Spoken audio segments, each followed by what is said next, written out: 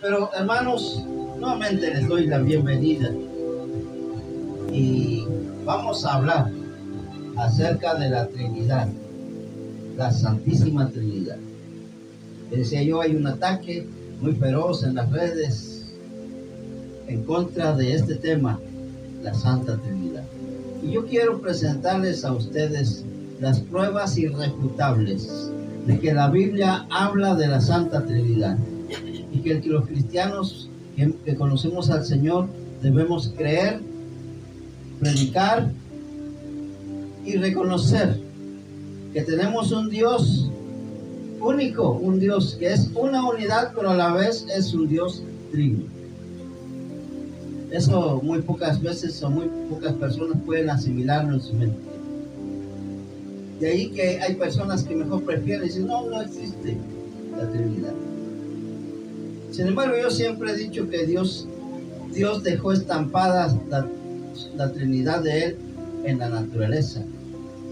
Y uno de los elementos en los cuales nosotros podemos ver la Trinidad es en el agua. El agua que siempre tomamos, el agua que sirve para la vida, el agua que es símbolo de vida en el planeta Tierra. ¿Por qué decimos que el agua? Bueno, porque el agua es única, no hay dos tipos de agua. El agua es única, ¿verdad? El agua de los mares solamente que tiene sal, pero se le quita la sal y esa agua es agua. Hermanos, ¿por qué decimos que Dios dejó su huella digital en el agua?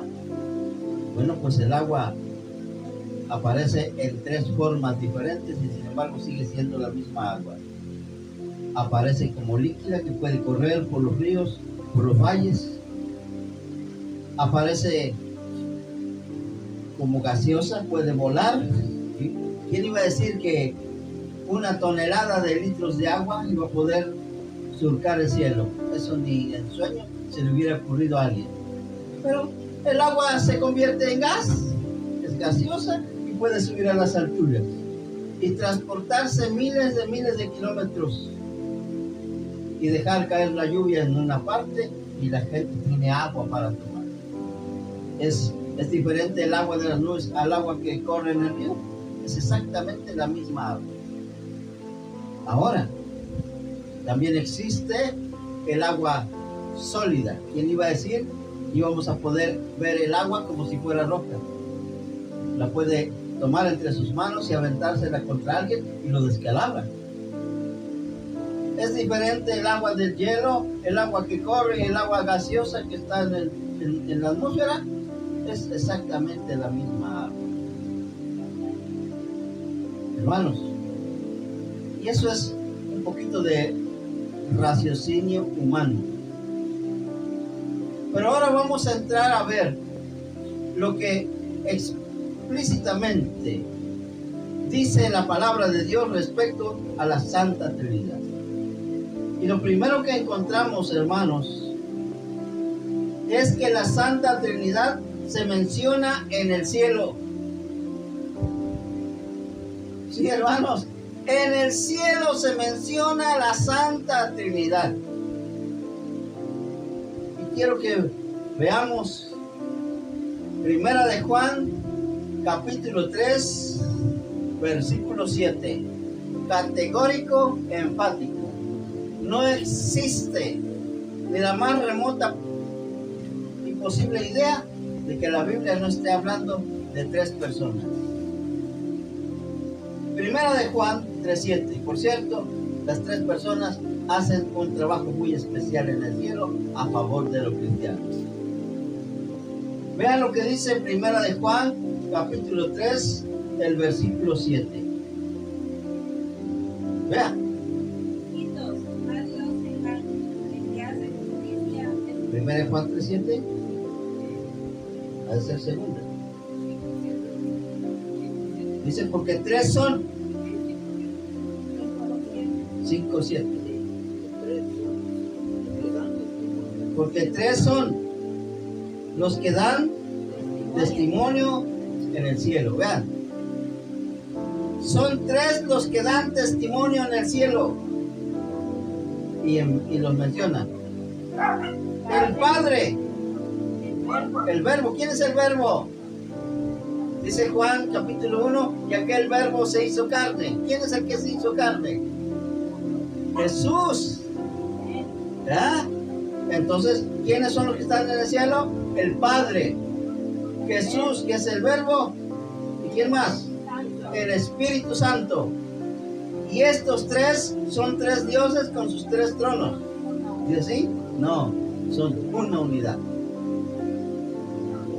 Pero no porque son uno solo, no pueden manifestarse de tres maneras diferentes. Hace un momento yo le ponía el ejemplo del agua. El agua se manifiesta de tres formas diferentes. ¿Quiere decir que son diferentes los tres tipos de agua? No, son uno solo. Sirven para lo mismo, pero se manifiestan de tres maneras diferentes. El agua gaseosa puede volar. El agua sólida puede enfriar nuestras bebidas, conservar nuestros alimentos, y el agua líquida nos puede hidratar. ¿Son tres diferentes tipos de agua? No, es exactamente la misma agua. Porque tres son los que dan testimonio en el cielo: el Padre, el Verbo y el Espíritu Santo. Y estos tres son uno. Hermanos, ¿qué hacen los que niegan la Santa Trinidad con este versículo? Como no pueden explicarlo y como no pueden argumentar, ¿saben qué es lo que se atreven a hacer? Quitarlo de la Biblia. Y hay muchas Biblias, mis estimados hermanos, que han arrancado este versículo de la Biblia. Conozco varias versiones. En 1 Juan 3:7, segunda de Juan 3:7. Primera de Juan 5:7. 5:7. Vamos a limpiar eso. 1 de Juan 5:7. Hay muchas personas que simplemente ahí aparece el versículo 7, pero nada de versículo. ¿Por qué lo hacen? Prefieren quitar una cita bíblica a tener el problema de explicar, porque va en contra de lo que han aprendido en su secta o su denominación. Sin embargo, la Biblia sigue siendo la misma, porque tres son los que dan testimonio en el cielo. ¿Testimonio de qué? De que tienen un pueblo aquí que aún cree las doctrinas fundamentales de la palabra. ¿Ya? ¿Y quiénes son esos tres? El Padre, el Hijo y el Espíritu Santo.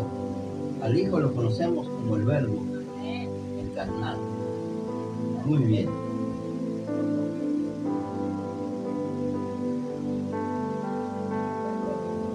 Ahora, quiero que vayamos a algo más.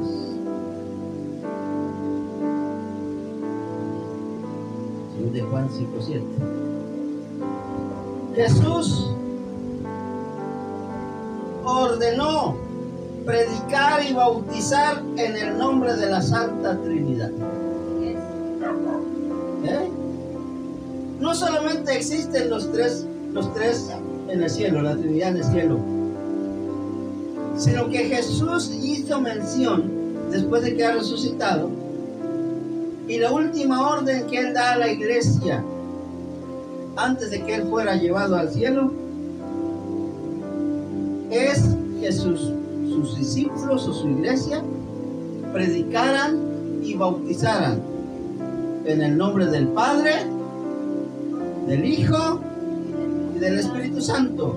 Mateo 28, 18 al 19. Mateo 28, 18 al 19. Quiero que vean eso.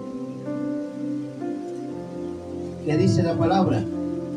Es importante que veamos el texto bíblico. Jesús se acercó y les habló diciendo, vean, es Jesús quien acaba de resucitar y está a punto de ascender al cielo. Jesús se acerca y le dice, todo poder me es dado en el cielo y en la tierra. Vuelvo a ser el Todopoderoso. estamos hablando por la mañana, los domingos, acerca de la deidad de Cristo, y vamos a llegar a este texto, en donde el Señor declara que todo el poder le ha sido dado, tanto en el cielo como en la tierra. Y con ese poder, Él ordena a su pueblo, a su iglesia, que prediquen la palabra. Ir y hacer discípulos. Hacer discípulos quiere decir enseñen. Prediquen la palabra. Dice, bautizándolos. Y aquí viene. En el nombre del Padre, del Hijo y del Espíritu Santo. Hermanos, ¿qué hacen los que niegan la Trinidad con este versículo? Como no pueden explicarlo y como no toleran que un pasaje como este esté en la Biblia que contradiga su forma doctrinal de creer, también lo han eliminado en sus Biblias. En Apocalipsis dice: y yo testifico a todo aquel que añada o quite de este libro cualquier palabra, dice el Señor, yo quitaré su nombre del libro de la vida y de la santa ciudad, y traeré sobre él todas las plagas escritas en este libro. Dios tenga misericordia de quienes se atreven a mutilar la palabra de Dios. Pero el texto está más claro que el agua. Por tanto, id y haced discípulos a todas las naciones, bautizándolos en el nombre del Padre, del Hijo y del Espíritu Santo. ¿Cuál es el pretexto que dan estas denominaciones para decir la razón por la cual quitaron el texto? La razón es que porque ellos estudiaron el hebreo y que en el hebreo no existe. Y mentira, porque así lo han escuchado, porque así se los han inculcado los grandes que dirigen las sectas denominacionales. Pero lo cierto es que está en la palabra de Dios.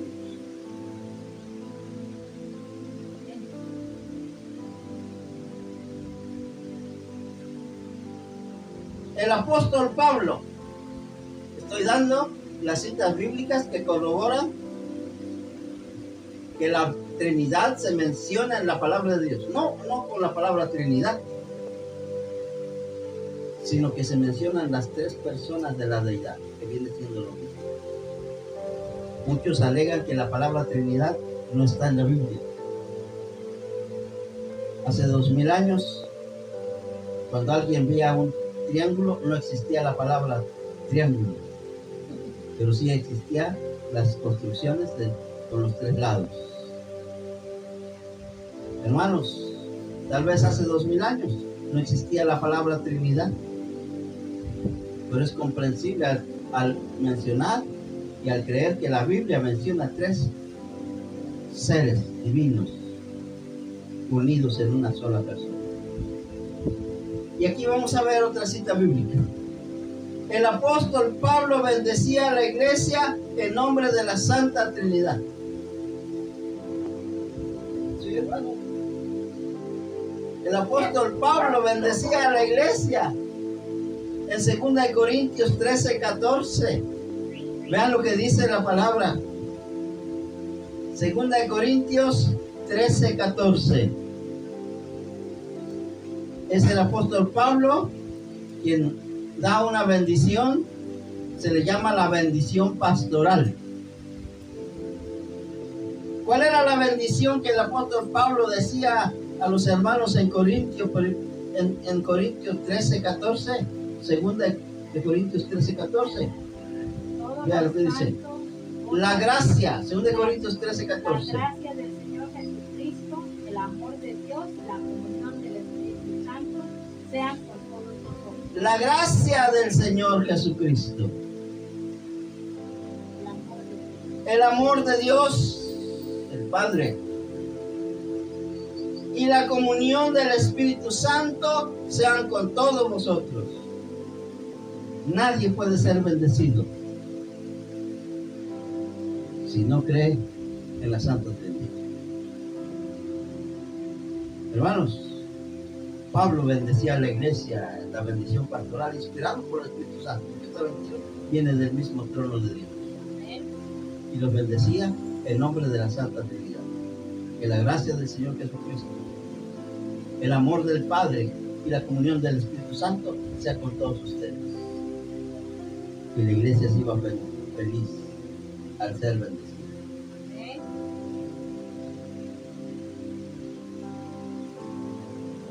Ahora, hermanos,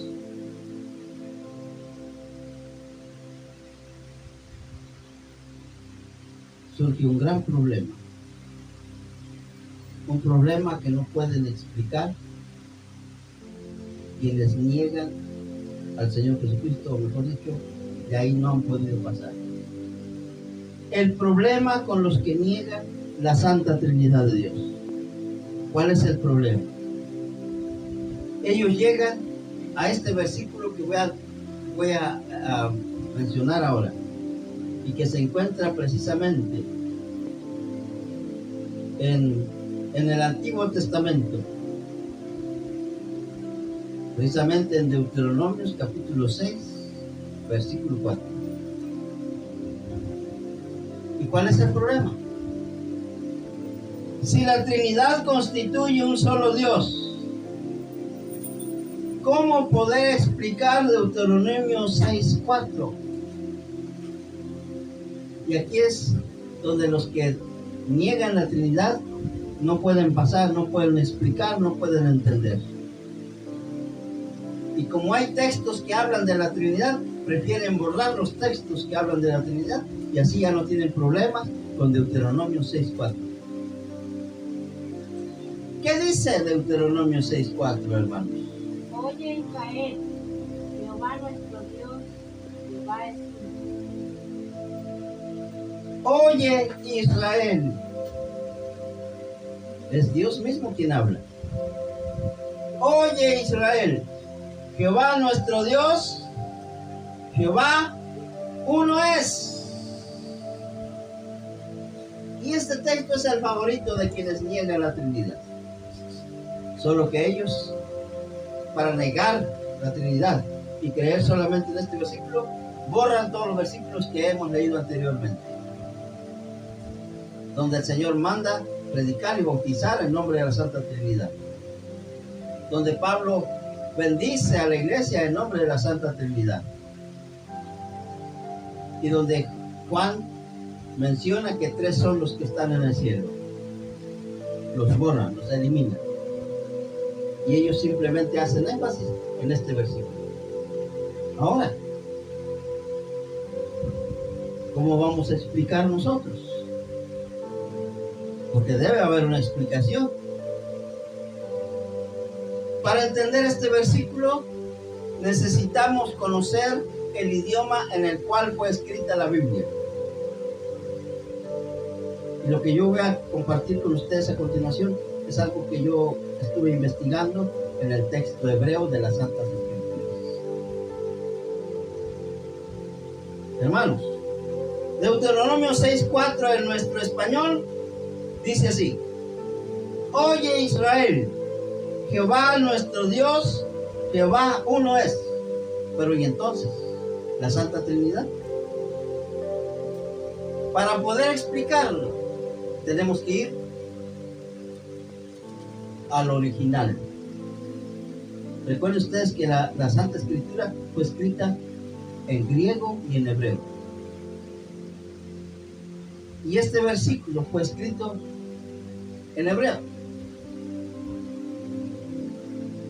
Deuteronomio capítulo 6, versículo 4.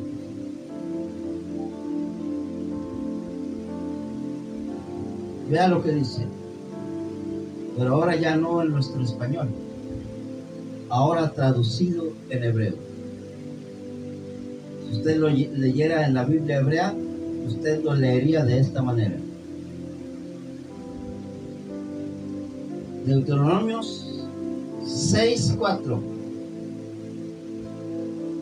Dice la palabra de Dios, pero ahora en el hebreo. Dice: Shema Israel, Adonai Eloheinu, Adonai Echad. Yo no sé si lo estaré pronunciando bien en hebreo, pero ahí está. Esta es la traducción de Deuteronomio 6:4, en donde Dios dice: escucha Israel, Jehová nuestro Dios, Jehová uno es. En el hebreo dice Shema Israel, Adonai Eloheinu, Adonai Echad. Ahora vamos a tratar de traducir el hebreo. Todo esto yo lo investigué con hermanos que saben de esto, y pienso que la iglesia debe conocer. Y nos vamos a dar cuenta que en la traducción del hebreo se menciona la Trinidad. Claro, en nuestro español es imposible encontrar la Trinidad ahí en ese pasaje, pero en el hebreo, la traducción del hebreo, vamos a ir viéndola palabra por palabra. En el hebreo, mis estimados hermanos, Shema Israel, la palabra Shema quiere decir escucha.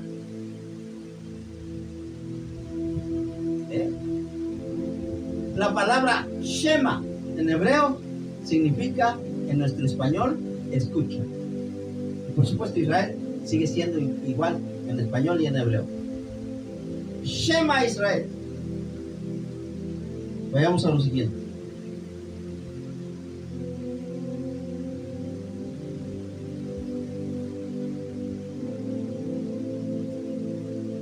Veamos las siguientes palabras del hebreo. Quiero que vean esto.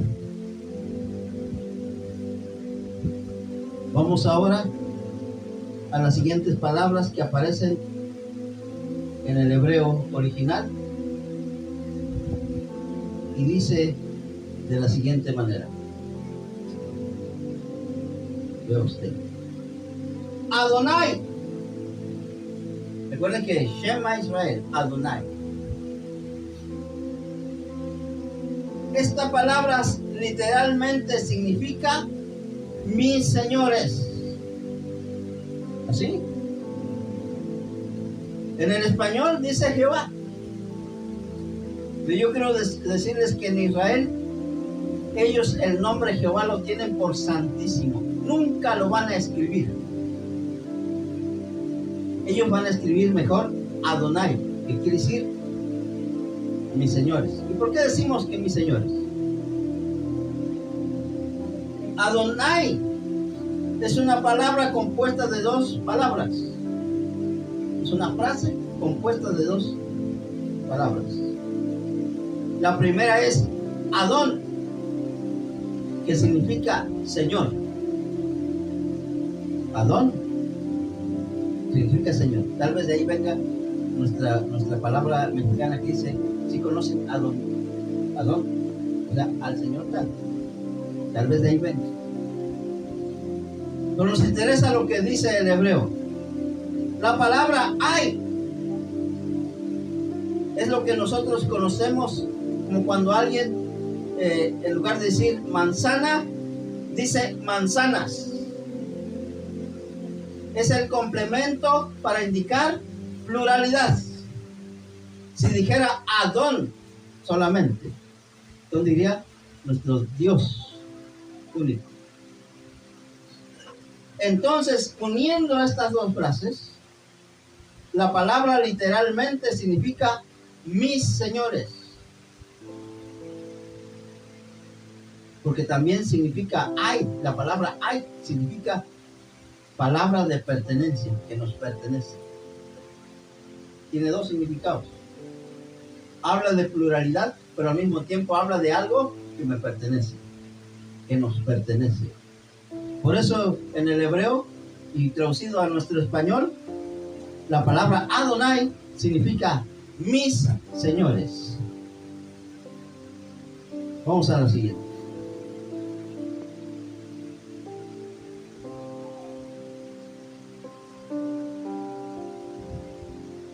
Lo que les decía yo, se me fue la página. Regreso atrás.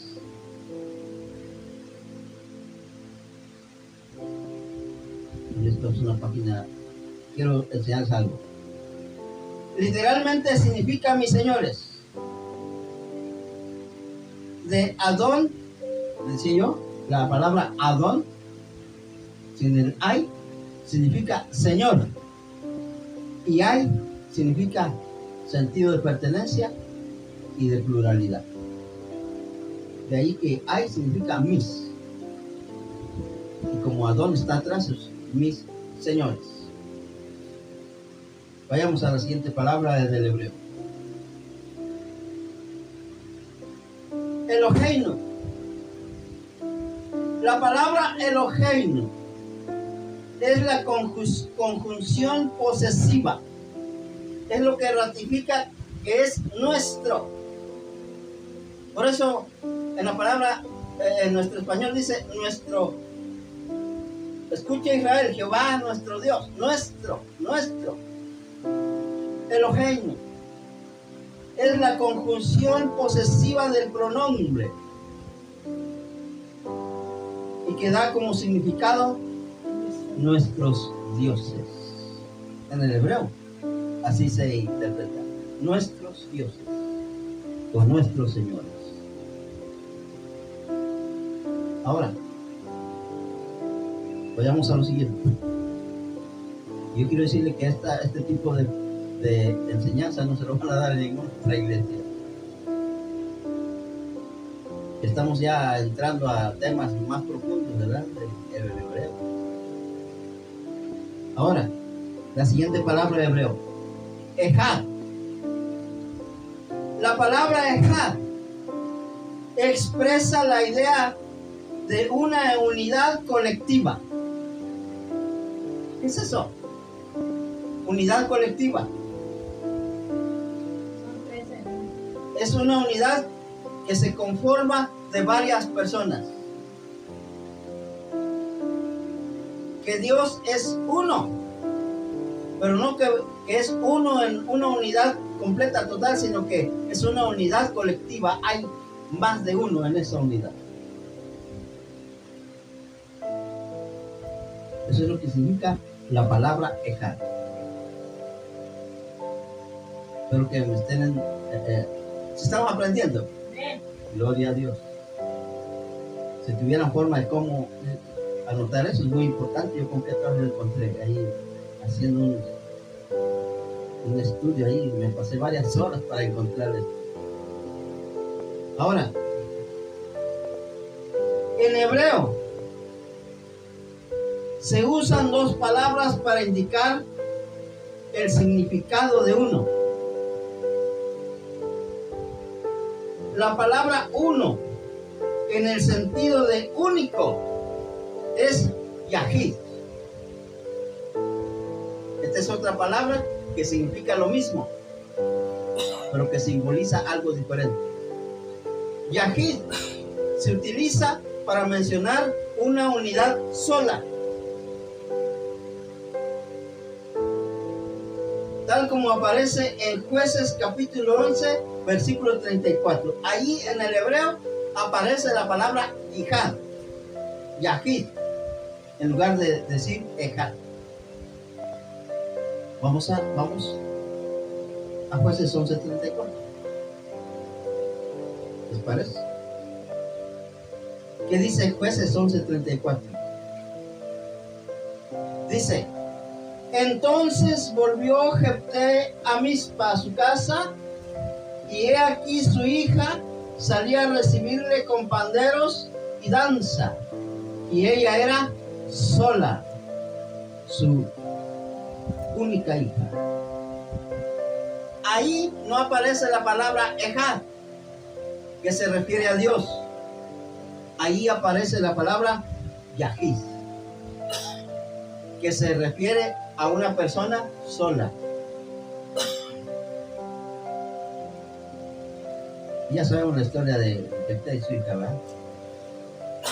Lo que estamos ahora corroborando es que hay dos tipos de palabra en hebreo para indicar una unidad. Cuando se refiere la palabra de Dios a Dios, utiliza la palabra ejad.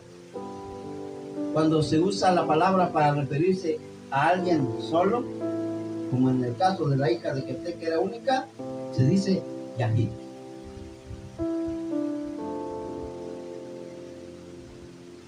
Veamos algo más.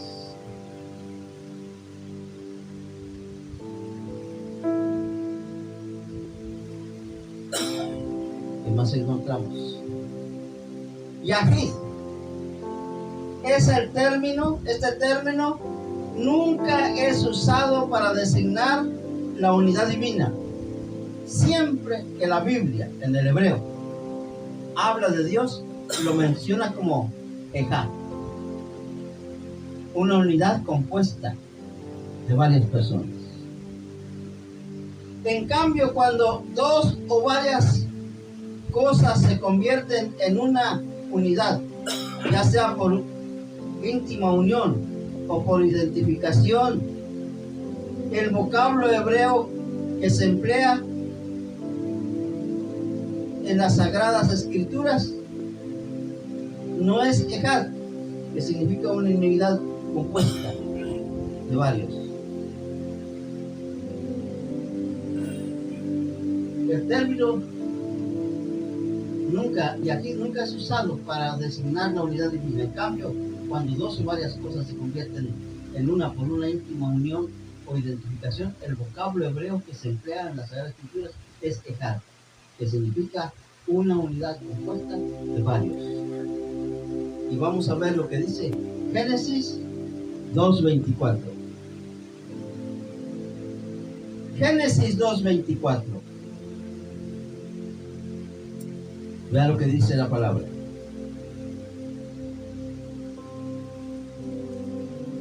Por tanto, dejará el hombre a su padre y a su madre y se unirá a su mujer y serán una sola carne.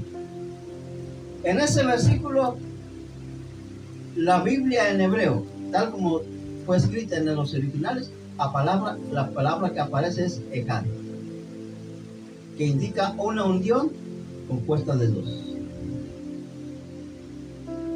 ¿Significa ahora que el esposo y la esposa son uno solo? No, son dos, pero forman una unidad. Y de ahí surge la gran orden de Dios que dice, y lo que Dios unió en ejad, en una unidad, no se atreva a separarlo el hombre. De allí la gran mentira de Satanás, que ha logrado introducir no solamente en el mundo inconverso, sino aún entre nosotros cristianos, la gran mentira del divorcio.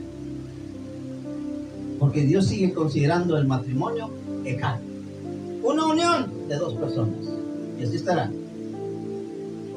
porque Dios así lo decretó.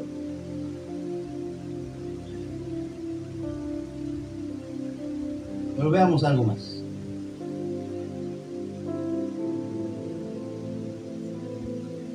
Vamos a ver otro ejemplo.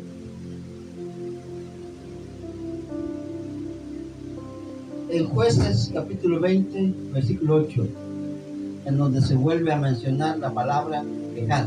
Ejad, recuerden, significa una unidad compuesta por uno o varios. Compuesta por varios. Porque cuando una unidad está compuesta por una persona nada más, la palabra que el hebreo usa es hija. Pero cuando esa unidad está compuesta por varios, la palabra es ejad. Dice Jueces capítulo 20, versículo 8.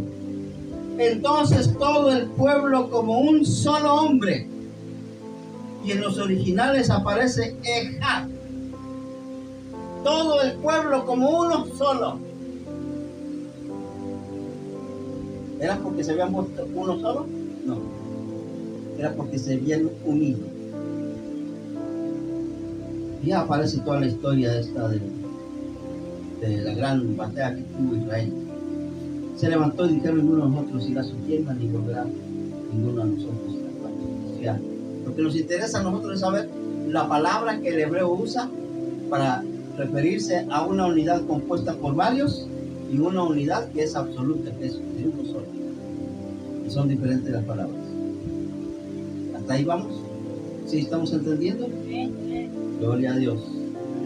Ahora entendemos por qué Deuteronomio, a pesar de que en nuestro español difícilmente vamos a poder encontrar Trinidad, pero en el hebreo sí se muestra claramente. Por lo tanto, nuestro texto literalmente traducido del hebreo original quedaría traducido correctamente de la siguiente manera: escucha, Israel, mis señores, nuestros dioses, mis señores, uno es. Así se lee en el hebreo. De ahí que los traductores, cuando llegan a este texto, pues ellos lo traducen como ahora lo tenemos en el español. Escucha, Israel, Jehová nuestro Dios, Jehová uno es. Pero en el hebreo la traducción es muy diferente. En el hebreo dice: escucha, Israel, mis señores, nuestros dioses, mis señores, uno es. Si no tuviéramos acceso a este tipo de interpretación de la Biblia hebrea a nuestro español, difícilmente podríamos entender la Trinidad y difícilmente podríamos ir a los siguientes versículos que quiero enseñarles ahora. Hermanos, una vez que hemos aprendido un poco del hebreo y la traducción del hebreo, nos podríamos pasar aquí la vida entera estudiando el hebreo, sabiendo que la Biblia hebrea muchas veces está más clara que nuestro español. Dicho lo anterior, hermanos, toma sentido el que Dios hable en plural de personas en diferentes ocasiones, y de ellas solamente quiero mencionar 4. Si no hubiéramos entendido el hebreo de Deuteronomio, difícilmente podríamos entender cómo es que Dios en varias ocasiones va a hablar no en singular como persona, sino en un plural. Y vamos a ver estas 4 ocasiones en que Dios habla en término plural. Habla como si hablara con varios más. La primera ocasión en que Dios habla en sentido plural es cuando Él está realizando la creación del hombre.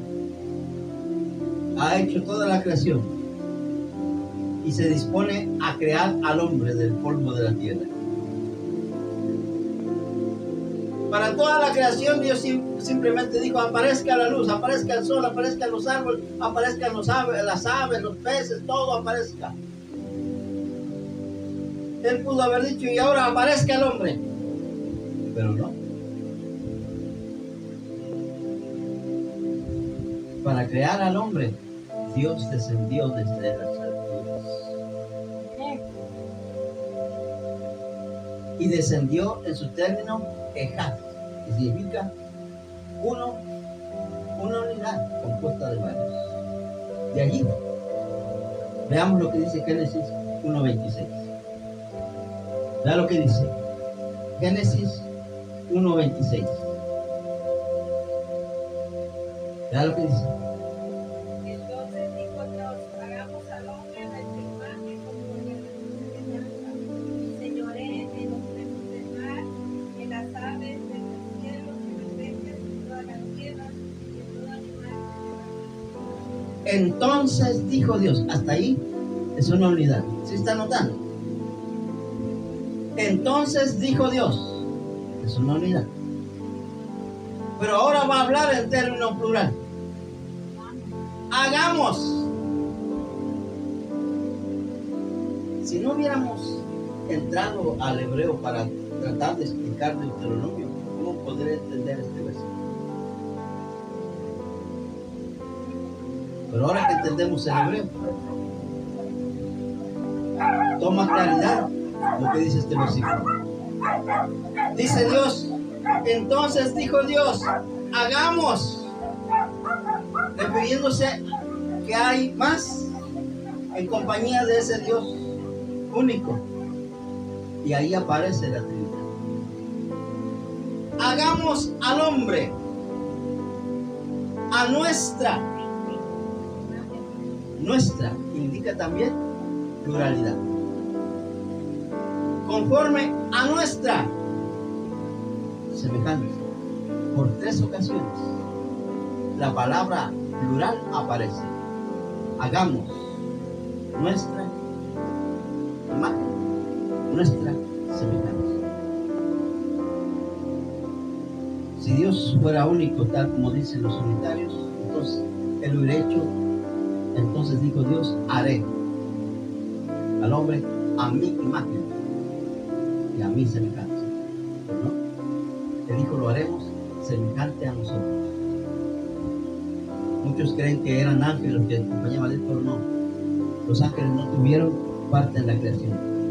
Quien sí tuvo parte en la creación fue el Espíritu Santo y el Verbo hecho carne. Todas las cosas, dice Juan capítulo 1, por Él fueron hechas. Y sin Él, nada de lo que ha sido hecho fue hecho. En Él estaba la vida y la vida era la luz de los hombres. Más adelante dice: y aquel Verbo se hizo carne, nuestro Señor Jesucristo. ¿Con quién hablaba el Padre? Hablaba con Jesús y con el Espíritu Santo. De manera que el ser humano tiene la imagen y la semejanza de la Santa Trinidad. ¿Cómo podemos entender eso? Porque el hombre está constituido por 3 partes principales: alma, cuerpo y espíritu. Y los 3 soy yo. Bueno, este es el primer pasaje donde Dios habla en plural. Veamos al siguiente. El siguiente pasaje donde Dios va a hablar en pluralidad se encuentra, hermanos, precisamente un poco más adelante, donde Dios habla en plural en relación con el pecado del hombre. Una vez que Dios ha creado al hombre, ha creado a la mujer, los ha traído, ha hecho la unión indisoluble que es el matrimonio. Les ha dicho que el pecado ahí está. Sin embargo, el hombre prefirió el pecado, ¿verdad? Romper todas las reglas de Dios. Y entonces Dios va a pronunciarse contra el pecado. Dios habla en plural en relación con el pecado del hombre. Vean ustedes, Génesis 3:22. Génesis capítulo 3, versículo 22. Vea lo que dice Dios hablando en sentido plural. ¿Qué dice Génesis?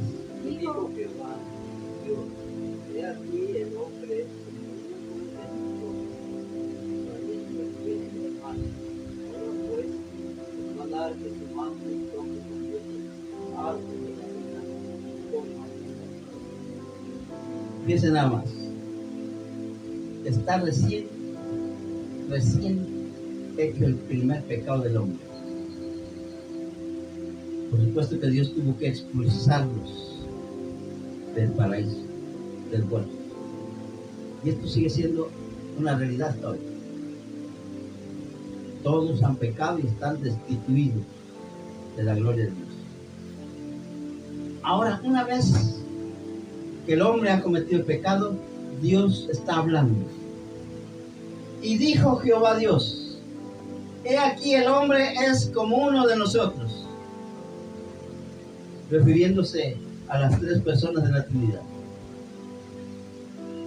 Recuerden que esa fue la mentira que Satanás le dijo a Eva, cuando le dice: mira, si tú comes del árbol, tú vas a ser como Dios. ¿Y qué persona no desea la grandeza, la fama, la fortuna, el poder? Era una tentación grande. Mandarse solo, sin que nadie le mande. Bueno, pues ese fue el pecado de Adán y Eva. Comieron el fruto prohibido. Y entonces Dios, en un tono, ¿verdad? ¿Cómo se le puede decir?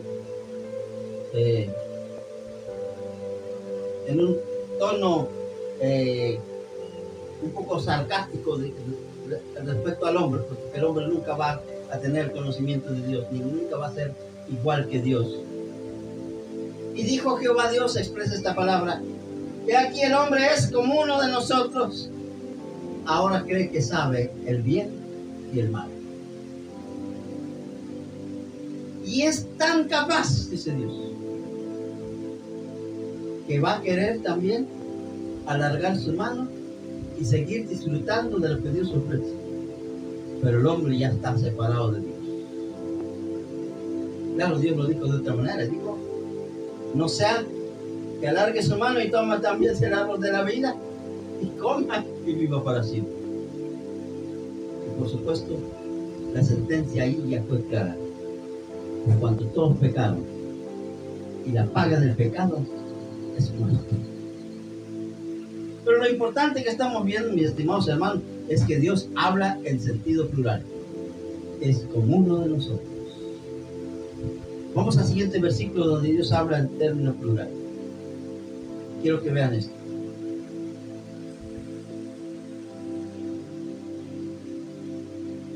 Dios habla en plural en relación con el juicio de los hombres.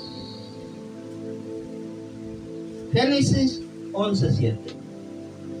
El hombre ya se ha multiplicado, la maldad se ha multiplicado y el hombre está haciendo algo que a Dios no le agrada. Siempre que hacemos algo fuera de la voluntad de Dios, estamos contraviniendo la santísima voluntad de Dios y Dios va a tomar cartas en el asunto. Y lo hace aquí en Génesis 11:7. Vea lo que dice Génesis 11:7. Ahora pues, descendamos y confundamos a su lengua para que ninguno entienda el habla de su compañero. Vuelve Dios a hablar en sentido plural. Dice Dios, está mirando desde el cielo, dice el hombre, como que le está pasando la rayita en su desobediencia, en su orgullo, en su vanidad. Pero ahora vamos a descender. Y ahí está el Hijo y ahí está el Espíritu Santo. Y los tres descienden. ¿Para qué? Dice, ahora pues descendamos y confundamos su lenguaje para que ninguno entienda el habla de su compañero. Es lo que Dios hace cuando el pecado está rebasando. Dios confunde la inteligencia. ¿No es verdad, hermanos, que cuando el pecado acecha la vida del cristiano, confunde muchas veces su inteligencia? Hermanos, que uno pensaría que son muy inteligentes, resulta que están confundidos. Lo mismo pasó con esa gente en ese tiempo. Pero lo que nos interesa saber es que Dios está hablando en sentido plural. Y vamos a nuestro último versículo, y con este finalizamos. Continuamos la siguiente semana hablando acerca de la Santa Trinidad. Pero vamos al cuarto versículo, donde Dios habla en plural. Y ahora Dios habla en plural en relación a predicar su palabra.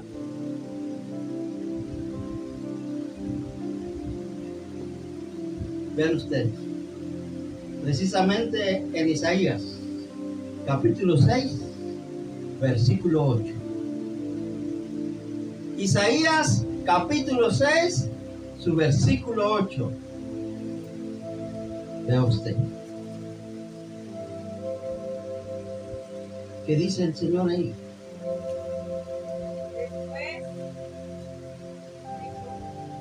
¿Sí? Después oí la voz del Señor que decía: aquí me enviaré y aquí irá por nosotros. Entonces respondido, heme aquí, envíame. Es Isaías. Está mirando la gloria de Dios. Por cierto, Isaías cayó de rodillas y dijo: ay de mí que soy un pecador, voy a morir. Un ángel fue, tomó fuego del altar. Siempre ha dicho que el fuego es símbolo de juicio. Y lo acerca a los labios de Isaías. Después de esto, Dios le dice: ya no temas, tu pecado ha sido perdonado. cubierta tu maldad. Y como que Dios vuelve a sentarse en su trono de gloria, y como que Dios quiere compartir ese mensaje de perdón con el mundo entero. Pero Dios en su gloria y majestad, para él no es posible, ¿verdad?, que él descienda. Imagínense, un solo ángel de Dios fue capaz de alumbrar con su poder toda la gloria. Imagínense al Dios Todopoderoso descendiendo sobre el planeta Tierra. El planeta Tierra no puede soportar la presencia de Dios, explotaría, hermano. Por eso Dios se refiere a Isaías y dice, y está Dios sentado en su trono, y de pronto Dios empieza a hablar. Y dice Isaías: después oí la voz del Señor que decía: ¿a quién enviaré? ¿Y quién va a poder ir por nosotros a dar este mensaje de perdón, de salvación? Lo importante aquí es ver cómo es que Dios vuelve a hablar en sentido plural.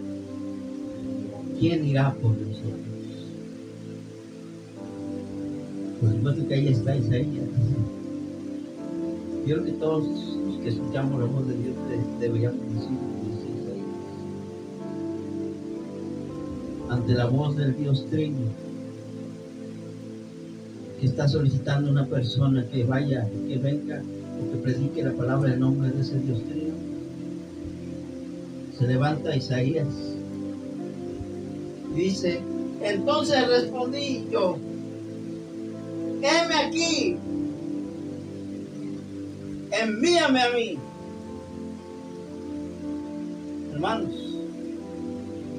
si hoy predicamos, si hoy anunciamos salvación, perdón y vida eterna, no lo hacemos en nombre únicamente de Dios. Lo hacemos en el nombre del Padre, del Hijo y del Espíritu Santo. Y estos tres son uno. Y hemos visto esta tarde, hermanos, a través de la palabra de Dios, son unos cuantos versículos que corroboran que Dios es una Trinidad. Acompáñenme en los próximos estudios para seguir hablando de la Santa Trinidad. Hay cosas sorprendentes que vamos a aprender. Esta tarde solo quiero que Dios nos bendiga con su palabra. Vamos a hablar. Padre eterno, gracias por tu preciosa palabra que nos concedes poder estudiar, analizar y meditar. Gracias, Señor, porque a través de ella tú nos enseñas a conocer la verdad. Gracias, Señor, porque eres un Dios único, pero que te manifiestas en tres diferentes personas. Y todas han colaborado para nuestra eterna redención.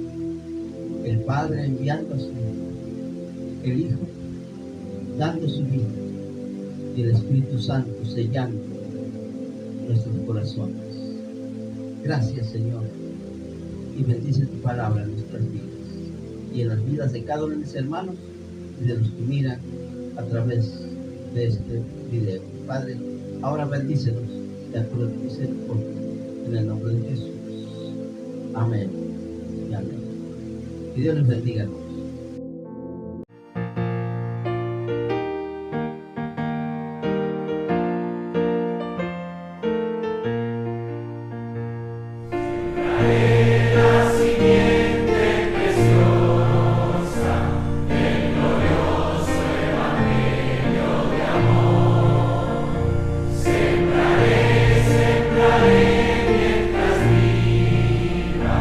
Dejaré el resultado.